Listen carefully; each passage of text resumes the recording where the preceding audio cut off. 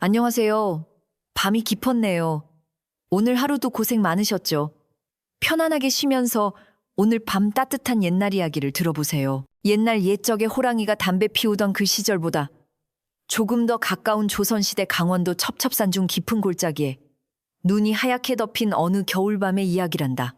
바람이 어찌나 매섭게 불던지 문풍지가 밤새도록 파르르 떨며 울어대던 그런 밤이었지. 자, 이제 이불을 꼭 덮고 들어보렴. 겨울에 한기가 뼈 스며드는 강원도의 깊은 산골해가 뉘엿뉘엿 서산으로 넘어가며 토해내는 붉은 노을이 눈 덮인 산봉우리를 피처럼 물들이고 있을 때였단다. 인적 드문 산길을 따라 앙상한 나뭇가지들이 마치 귀신 손가락처럼 하늘을 핥히고 있는 그곳에 낡아빠진 무명 치마 저고리를 입은 한 여인이 힘겨운 발걸음을 옮기고 있었지. 그녀의 등에는 제 몸집보다 훨씬 큰 땔감 한 짐이 지게 위에 얹혀 있었는데 그 무게가 어찌나 무거운지 가녀린 어깨가 금방이라도 부러질 듯 위태로워 보였어. 집신 사이로 삐져나온 발가락은 동상에 걸려 붉게 부어올랐고 거칠어진 숨을 내쉴 때마다 하얀 입김이 피어오르다 이내 차가운 공기 속으로 흩어져 버리곤 했단다. 그녀의 이름은 서리쉐지 눈처럼 맑고 깨끗하게 살라는 뜻이었지만 세상은 그녀를 그저 귀물괴물이라 불렀지. 마을 어귀에 다다르자 저 멀리서 아이들이 팽이치기를 하다가 서리를 보고는 기겁을 하며 도망치기 시작했어. 야, 저기 반쪽 귀신이 온다. 재수온 붙기 전에 도망가자. 아이들의 철없는 외침은 비수처럼 날아와 서리의 가슴에 꽂혔지만 그녀는 아무런 대꾸도 하지 않은 채 그저 고개를 푹 숙이고 목에 감은 낡은 목도리를 더욱 단단히 여밀 뿐이었단다. 그녀의 오른쪽 얼굴목에서부터 뺨을 타고 눈가까지 이어지는 끔찍한 화상 흉터는 마치 붉은 지렁이가 꿈틀거리는 듯한 형상을 하고 있어 처음 보는 사람들은 비명을 지르거나 혐오스런 눈빛으로 침을 뱉기 일쑤였지. 그 흉터는 그녀가 아주 어릴 적 집에 불이 났을 때 부모님을 잃고 홀로 살아남은 비극의 낙인이었어. 마을 사람들은 그녀가 부모를 잡아먹은 팔자라며 수근거렸고 그녀는 평생을 죄인처럼 숨죽여 살아야만 했단다. 터리가 사는 곳은 마을에서도 한참 떨어진 산비탈, 끝자락 다 쓰러져가는 초가집이었는데 지붕의 짚은 썩어 들어가고 벽에는 구멍이 숭숭 뚫려 황소바람이 드나드는 누추하기 짝이 없는 곳이었지. 하지만 그 낡은 문을 열고 들어서면 묘하게도 마음을 편안하게 해주는 그윽한 향기가 났단다. 좁은 방 안 곳곳에는 말린 약초들이 주렁주렁 매달려 있었는데 도라지 더덕 당귀 청군 같은 귀한 약재들이 서리의 손을 거쳐 정갈하게 손질되어 있었어. 비록 흉측한 외모 때문에 사람들과 어울리지는 못했지만 서리는 산짐승의 발자국만 보고도 그들이 어디가 아픈지 알 수 있었고 풀 한 폭이 나무 껍질 하나를 만져보고도 그것이 사람을 살리는 약인지 죽이는 독인지 구별해내는 신비한 재주를 가지고 있었지.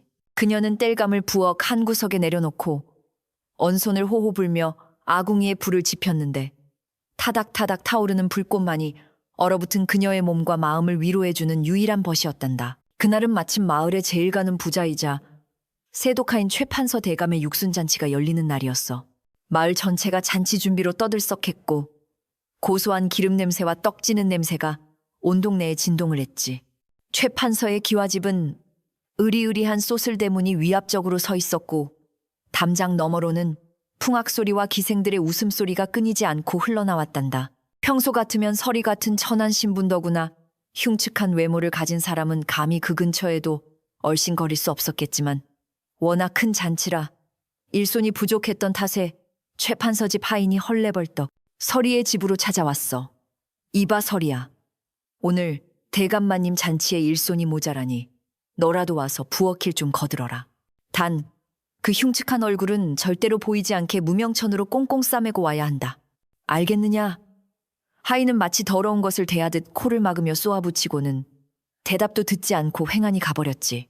서리는 가고 싶지 않았지만 당장 끼니를 때울 쌀독이 비어 있었고 겨울을 나기 위해서는 삭바느질감이라도 얻어와야 했기에 무거운 발걸음을 옮겨 최판서의 댁으로 향했단다. 부엌은 그야말로 전쟁터가 따로 없었어. 솥뚜껑이 요란하게 열리고 닫히며 하얀 김이 솟구쳤고 하녀들은 산더미처럼 쌓인 그릇들을 닦느라 정신이 없었지. 서리는 얼굴을 눈만 내놓고 칭칭 감은 채 구석에 쭈그리고 앉아 설거지를 하고 불을 지피며 묵묵히 일만 했어. 그녀의 손은 얼음물에 담갔다가 불에 쬐기를 반복하느라 퉁퉁 부르트고 갈라져 피가 배어 나왔지만 누구 하나 그녀에게 따뜻한 말 한마디 건네는 사람이 없었단다. 오히려 재수없는 년이 부엌에 들어와서 음식 맛이 변하면 어쩌지 라며 들으라는 듯 비아냥거리는 소리만 귓가를 맴돌았을 뿐이야. 밤이 깊어질수록 연회장의 열기는 더해갔고 술에 취한 양반들의 고성방가와 흥겨운 가락이 담장을 넘어 밤하늘로 퍼져나갔지. 그때였어. 갑자기 안채에서 급한 목소리가 들려왔단다. 여기 술이 다 떨어졌다. 어서 귀한 송순조를 더 내오지 않고 뭘 하느냐. 하필이면 술상을 나르던 하녀가 발을 삐끗하는 바람에 부엌을 감독하던 행랑어멈이 다급하게 서리를 지목했어. 네가 얼른 저 술동이를 들고 사랑채로 가거라. 잔치 분위기 깨지 않게 조심하고 절대 고개 들지 말고 술만 놓고 썩 물러나야 한다. 서리는 무거운 술동이를 들고 떨리는 마음으로 사랑채 마루로 향했지.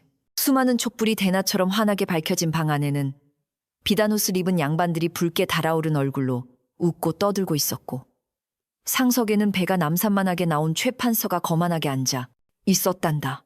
서리는 숨조차 제대로 쉴 수 없을 만큼 긴장한 상태로 조심조심 술상을 내려놓으려 했어. 하지만 하루 종일 굶은 데다 추위와 고된 노동에 시달린 탓에 다리에 힘이 풀리고 말았지. 풍하는 둔탁한 소리와 함께 그녀의 무릎이 바닥에 꺾였고 손에 들고 있던 귀한 백자 술병이 바닥으로 떨어져 산산조각이 나버리고 말았단다. 쨍그랑 날카로운 파여름이 연회장의 흥겨운 음악 소리를 단번에 찢어 놓았고 순식간에 사방이 쥐죽은 듯 조용해졌어. 향긋한 술 냄새가 바닥에 흥건하게 퍼져나갔지만 그 냄새는 이제 죽음의 냄새처럼 느껴졌지. 최판서의 얼굴은 붓다 못해 검푸르게 변했고 그의 눈에서는 시퍼런 불길이 일렁였어.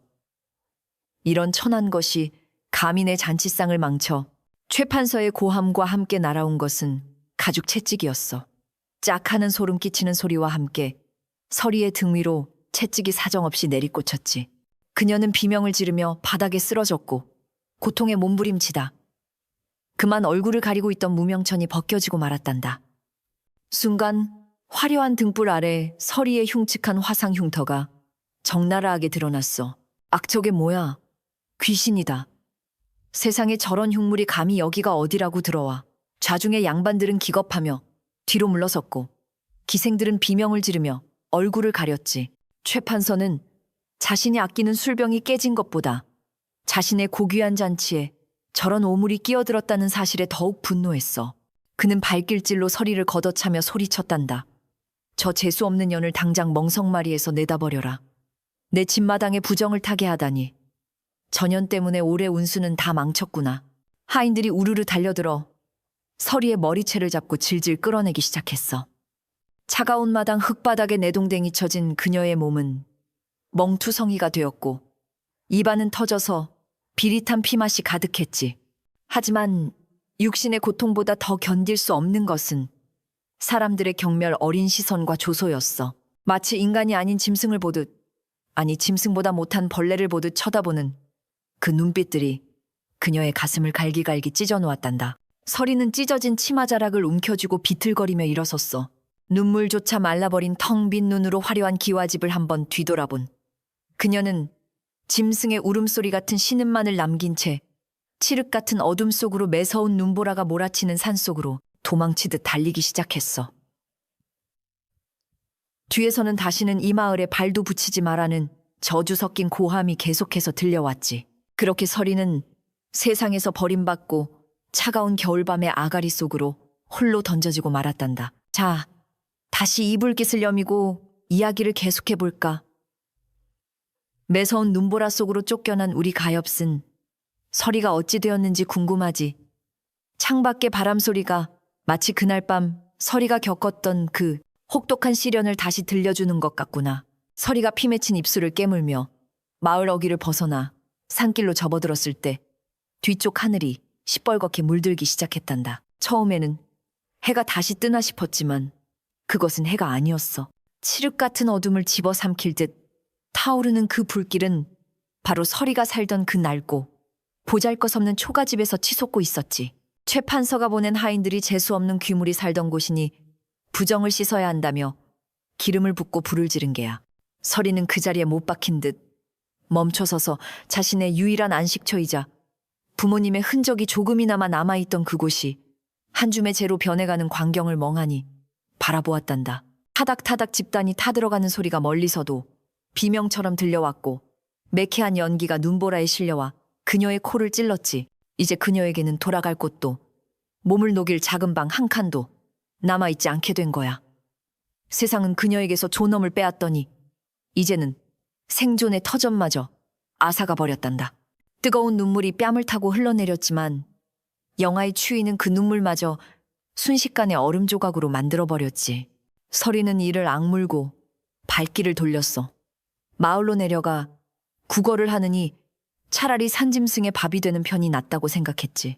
그녀는 사람들이 호랑이 골짜기라 부르며 꺼리는 지리산 깊은 골짜기 험준한 산세가 병풍처럼 둘러쳐진 금지된 땅으로 발걸음을 옮겼단다.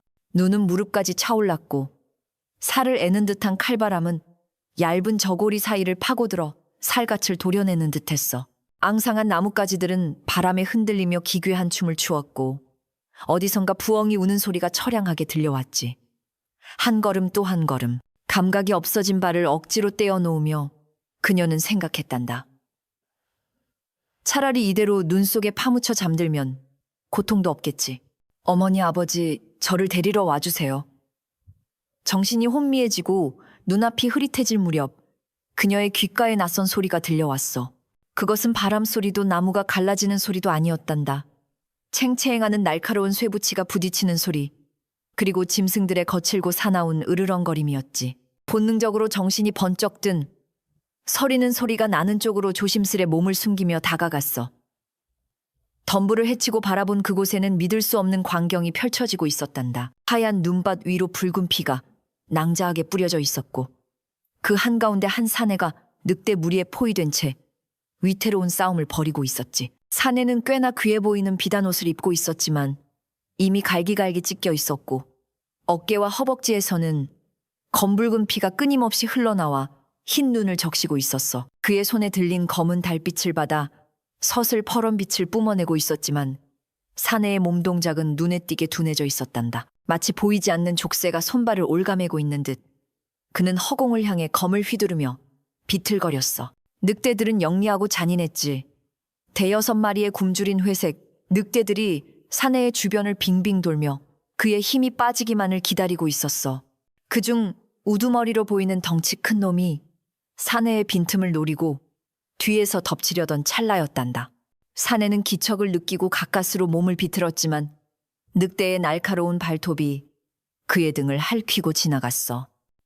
사내는 고통스러운 신음을 토하며 한쪽 무릎을 꿇었고 그 순간 늑대떼가 일제히 그를 향해 달려들 기세로 자세를 낮추었지.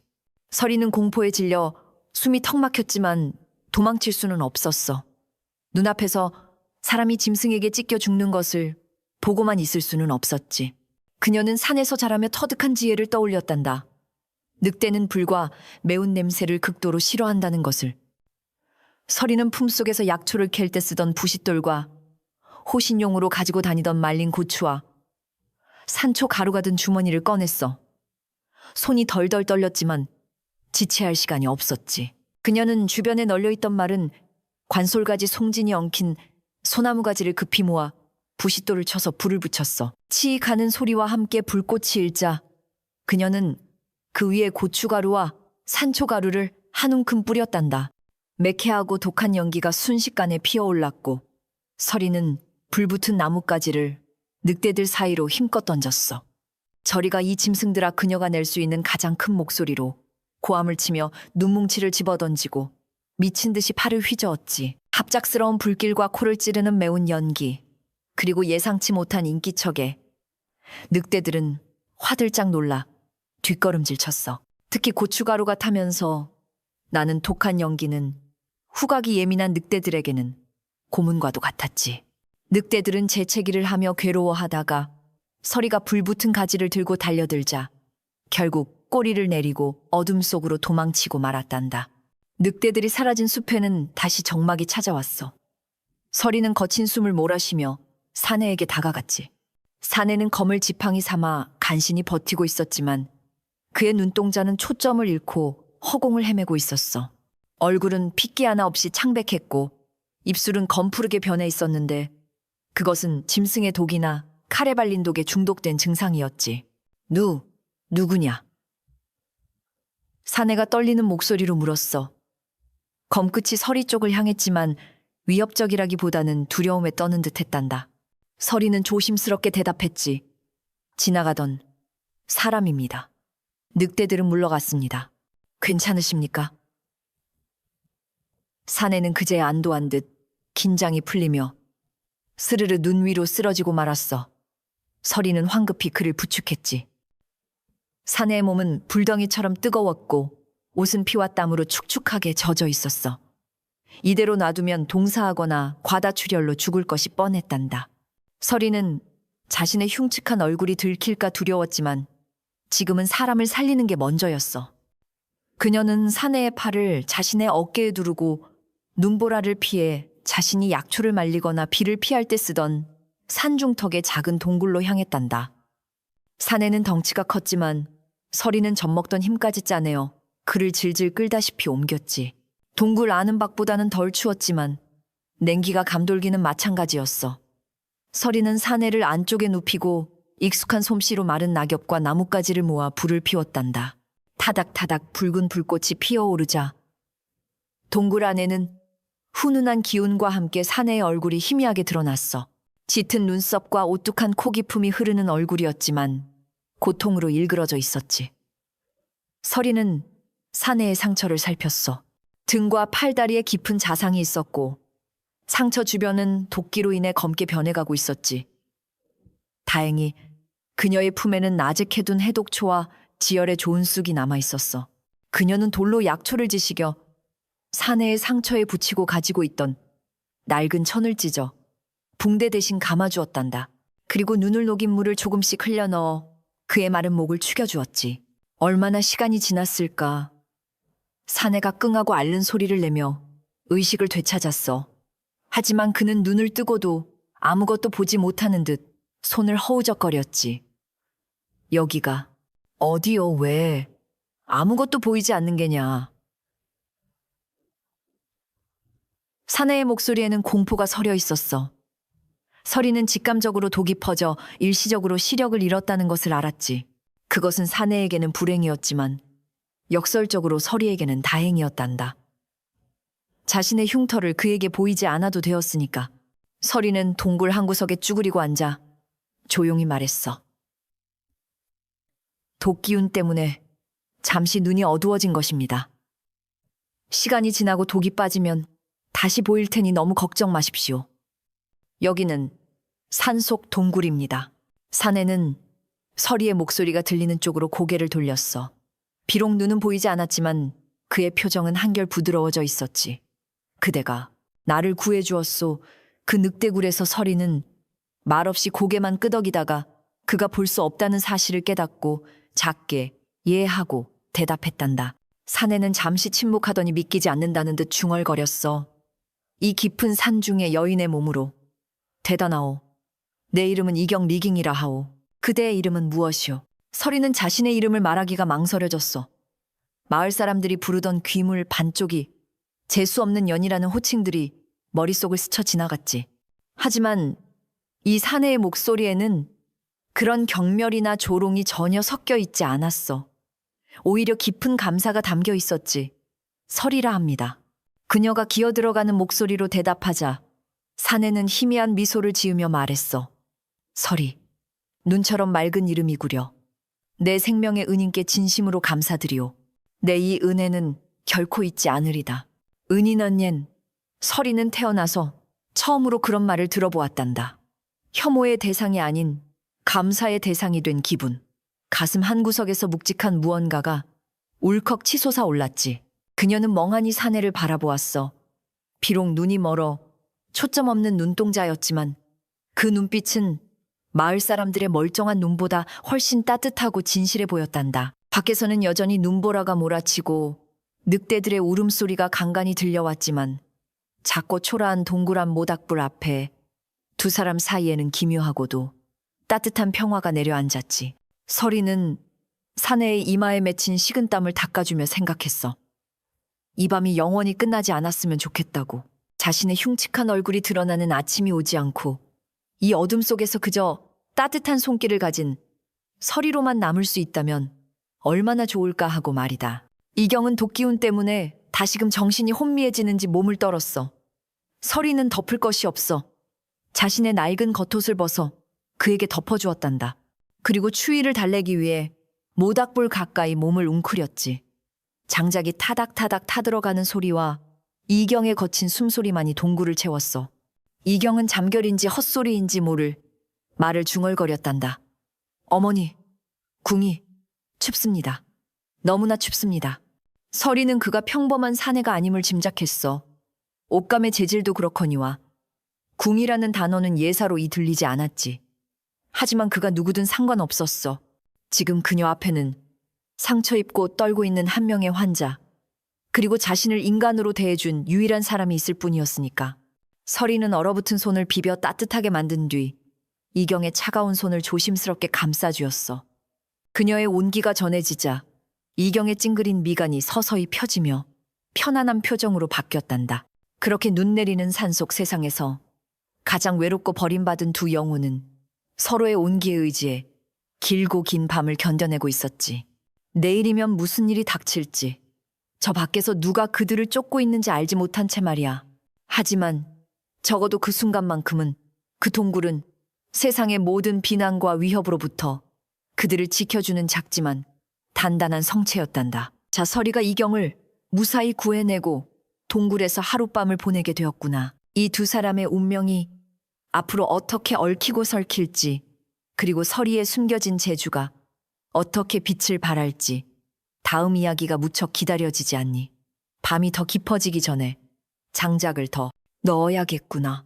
자, 이제 이야기의 고개 하나를 더 넘어볼까? 동굴 밖에 눈보라는 잦아들 줄 몰랐지만 그 차가운 겨울도 영원할 수는 없는 법이란다.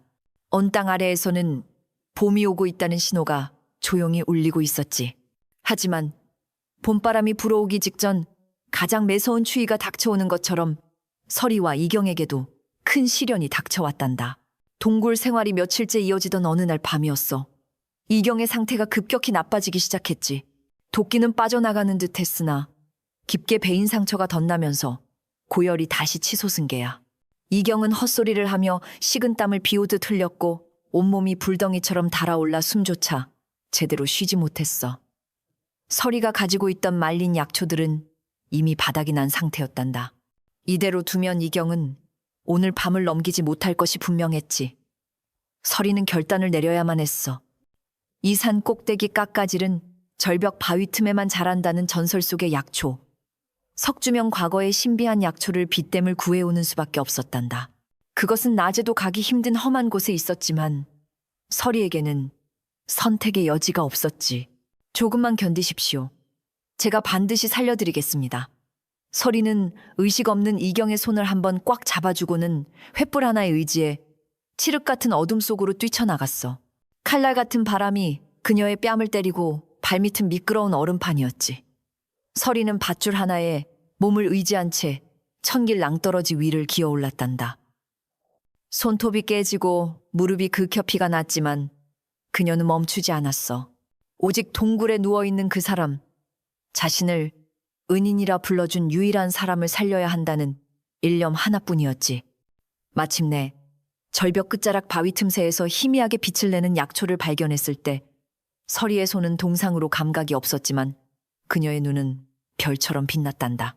그녀는 떨리는 손으로 약초를 캐내어 품에 소중히 안고 다시 그 험한 길을 내려왔어. 동굴로 돌아온 서리는 약초를 정성껏 따려 이경의 입에 흘려넣었어. 그리고 밤새도록 물수건으로 그의 열을 식히며 곁을 지켰지. 지성이면 감천이라 했던가. 새벽 달기 올 무렵 이경의 거친 숨소리가 잦아들고 열이 내리기 시작했어. 그리고 아침 햇살이 동굴 입구를 비출 때쯤 이경이 천천히 눈을 떴단다. 이번에는 흐릿한 초점이 아니었어. 도끼운이 완전히 사라져 시력을 되찾은 그의 눈동자에 걱정스러운 표정으로 자신을 내려다보는 서리의 얼굴이 선명하게 들어왔지. 그 순간 서리는 화들짝 놀라 고개를 돌리며 얼굴을 가리려 했어. 아, 눈이 보이십니까? 그녀는 뒷걸음질치며 어둠 속으로 숨으려 했지. 하지만 이경은 재빨리 그녀의 손목을 잡았어. 피하지 마시오. 이경의 목소리는 단호하면서도 부드러웠단다. 그는 몸을 일으켜 서리를 똑바로 바라보았어.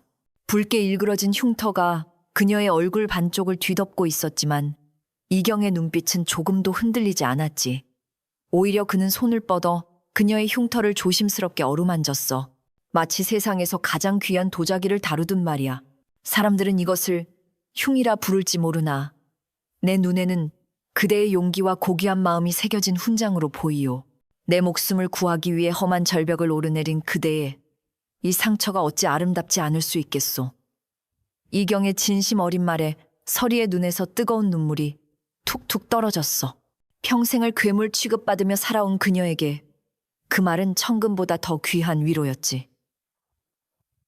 이경은 품속에서 왕실의 문양이 새겨진 옥패유파를 꺼내 서리의 손에 쥐어주었어.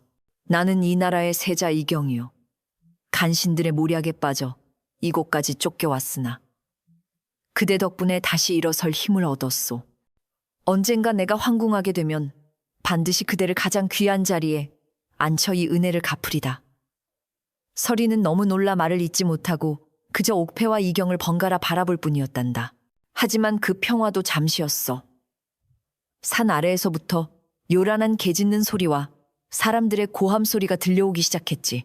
눈이 녹아 질척해진 땅 위로 수십 명의 발자국 소리가 섞여 들려왔어. 바로 최 판서와 반란군의 무리들이었단다. 최 판서는 반란군에게 세자의 목을 바쳐 더 큰 권력을 얻으려느냐.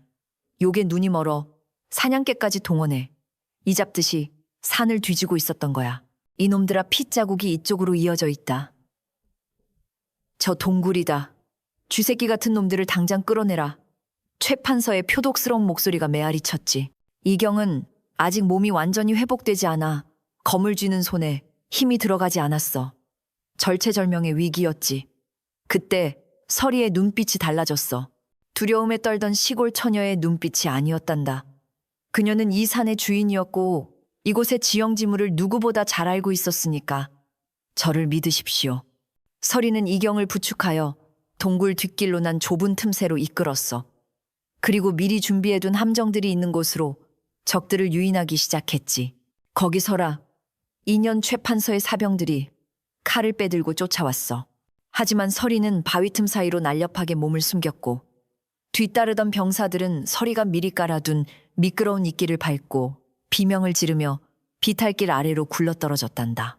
또 어떤 놈들은 서리가 건드린 덩굴에 걸려 넘어져 굴러내려오는 돌무더기에 깔리기도 했지. 서리는 숲 그 자체가 되어 적들을 혼란에 빠뜨렸어. 약초를 캘 때 쓰던 낫을 던져 추격해오는 사냥개의 줄을 끊고 썩은 나무 기둥을 무너뜨려 길을 막았단다. 그녀의 지략 덕분에 이경은 무사히 몸을 피할 수 있었지만 적들의 수는 너무나 많았어. 결국 그들은 막다른 절벽 끝에 몰리고 말았지.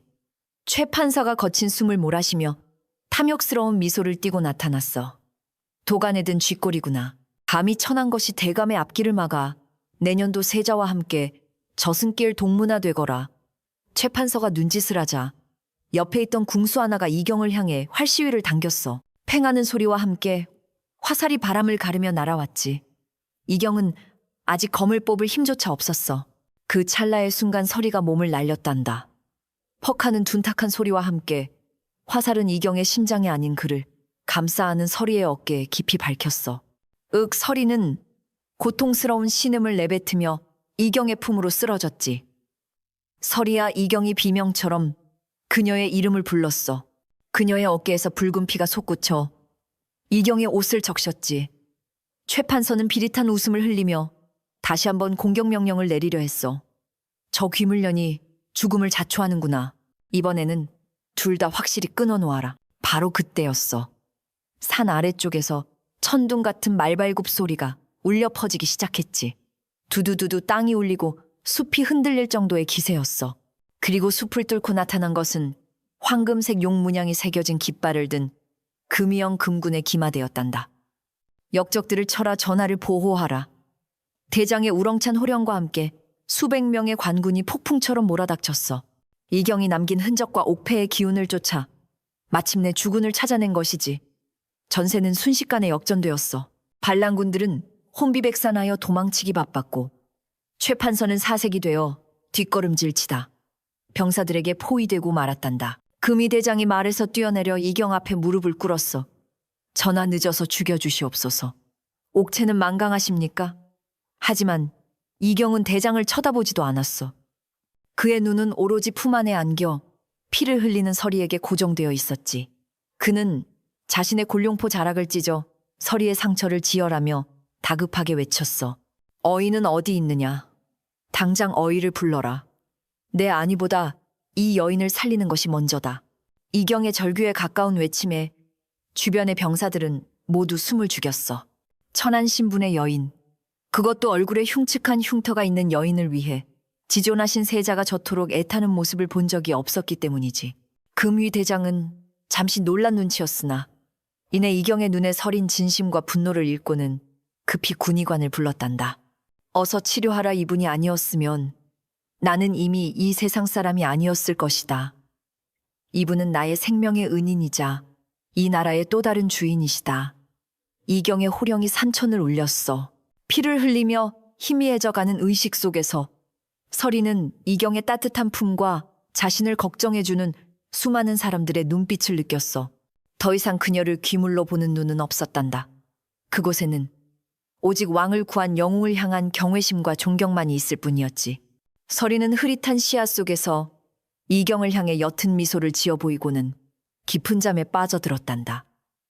마치 긴 겨울이 끝나고 따뜻한 봄 햇살 아래 잠든 꽃봉오리처럼 말이야. 자, 이제 우리 이야기의 마지막 장을 열어볼 때가 되었구나.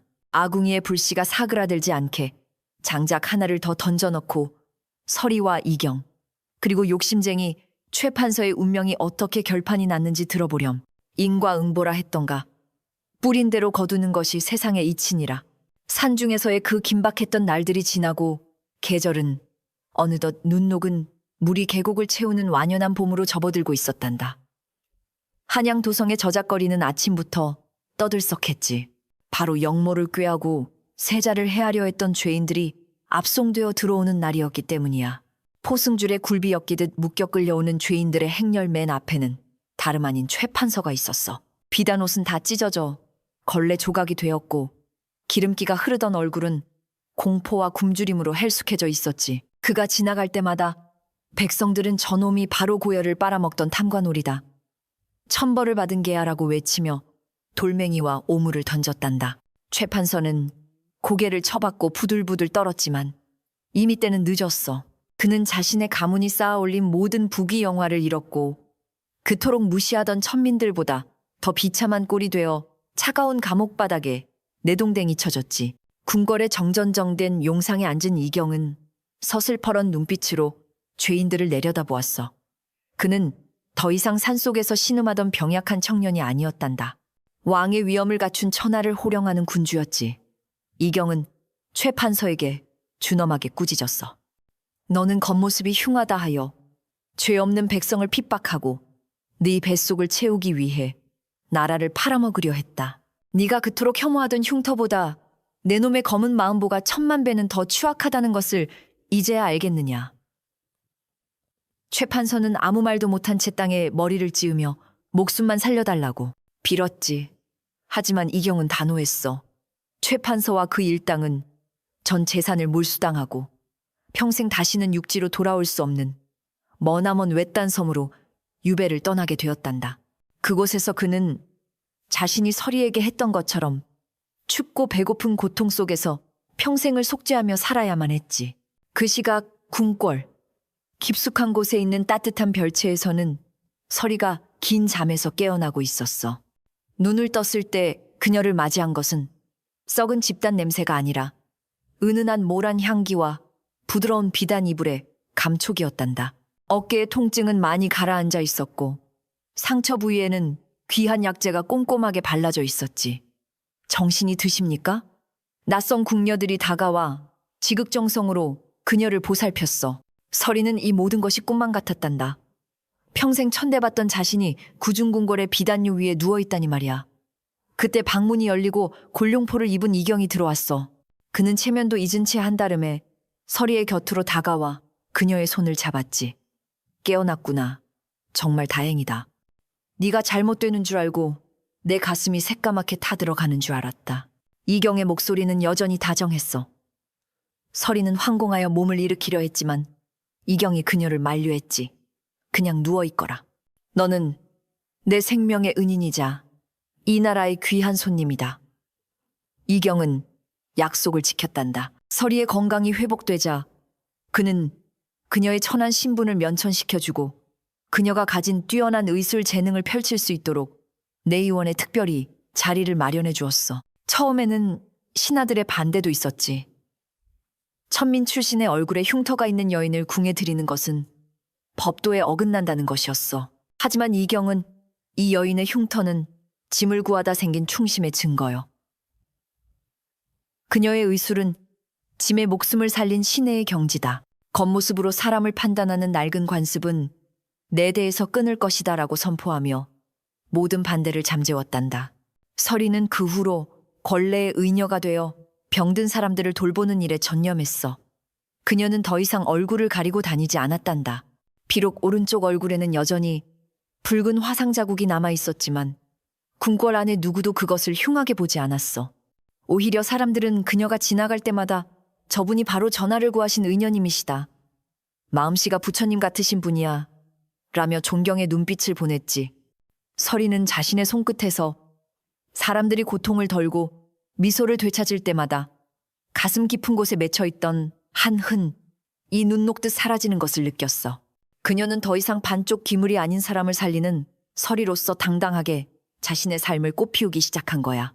세월이 흘러 어느 화창한 봄날이었어.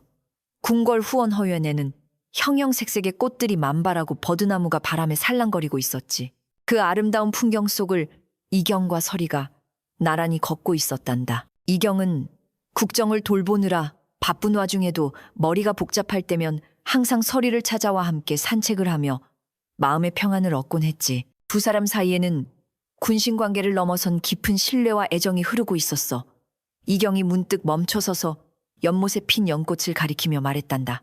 서리야, 저 연꽃을 보아라. 진흙 속에서 뿌리를 내리고 자라지만 그 꽃잎에는 흙탕물 한 방울 묻지 않고 저리도 고고하게 피어나는구나. 서리가 온화한 미소를 지으며 대답했어. 예, 전하.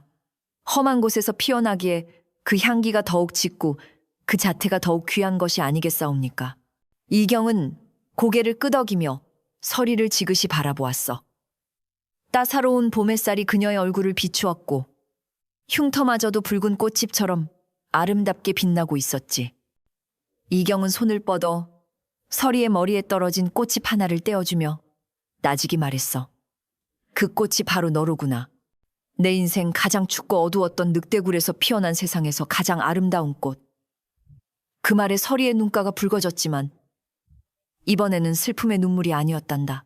그것은 벅찬 행복과 감사의 눈물이었지. 두 사람은 서로를 마주보며 환하게 웃었어. 그 웃음은 궁궐 담장을 넘어온 세상으로 퍼져나가는 따스한 봄바람 같았단다. 그 후로도 오랫동안 백성들은 어진 임금 이경과 그의 곁을 지키며 가난하고 병든 자들을 돌보았던 흉터 있는 의녀 서리의 이야기를 전설처럼 노래했지. 겉모습이 아닌 마음의 빛을 볼 줄 알았던 두 사람의 이야기는 거칠에 병든 세상 사람들에게 진정한 아름다움이 무엇인지 가르쳐주는 등불이 되었단다.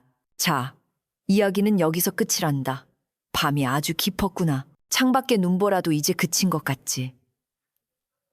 서리가 겪었던 그 모진 겨울이 지나고 결국 따뜻한 봄이 왔듯이 너희들의 삶에도 언젠가 시련이 닥치더라도 희망을 잃지 말거라. 진실한 마음과 용기만 있다면 그 어떤 흉터도 꽃으로 피어날 수 있다는 것을 잊지 말렴. 이제 그만 촛불을 끄고 잠을 청하렴. 꿈속에서는 향기로운 꽃길만 걷기를 바란다. 잘 자거라. 에필로그 먼 훗날 역사는 기록했다. 조선의 어느 태평성대 왕의 곁에는 항상 얼굴 반쪽을 붉은 흉터로 덮은 여인이 있었노라고. 그녀는 왕비는 아니었으나 왕의 가장 가까운 벗이었고 높은 벼슬아치는 아니었으나 만백성의 어버이처럼 존경받았다고 한다. 강원도 깊은 산골 늑대굴에서 시작된 그들의 인연은 신분을 뛰어넘고 편견을 부수며 진정한 사랑과 의리가 무엇인지를 후세에 길이길이 전하고 있다.